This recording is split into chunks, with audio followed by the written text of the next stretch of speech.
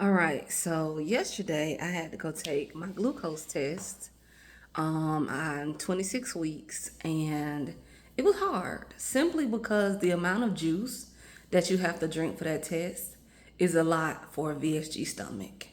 And I was trying to chug it because they didn't give me no instructions. They just said, here, drink this. Halfway through, I'm just like, oh my God, I feel so stuffed. I'm uncomfortable.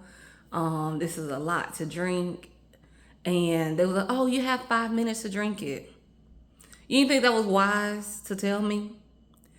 Do y'all ever look at my notes to remind y'all selves on my appointments that I had VSG?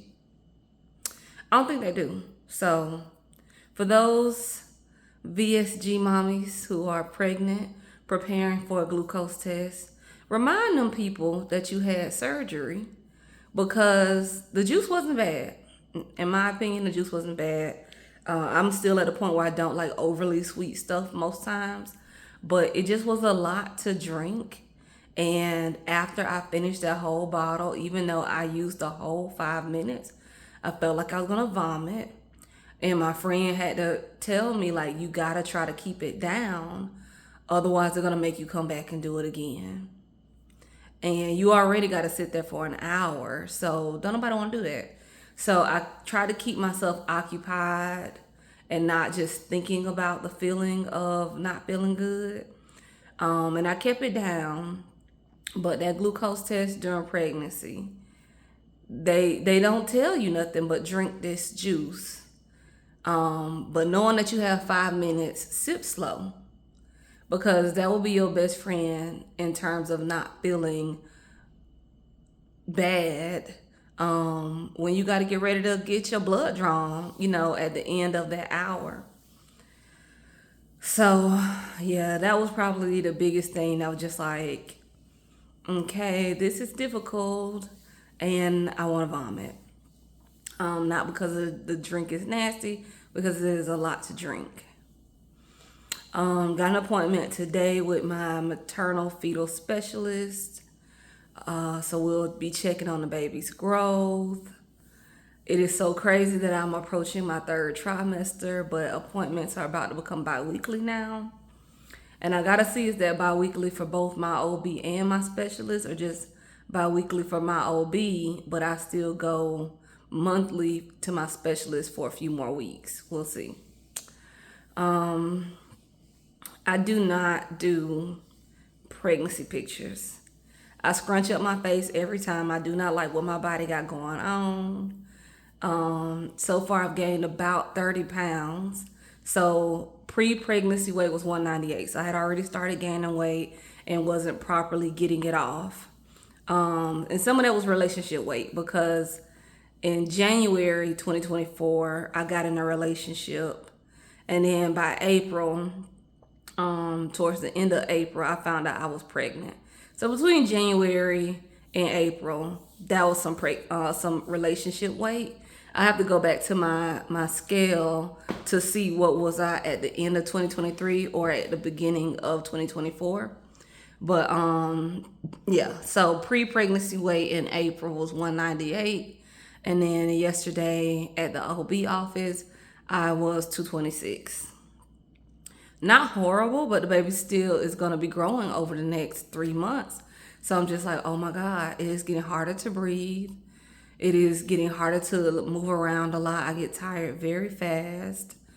I'm not like trying to be super weight conscious. I'm being super health conscious because my BMI is already high.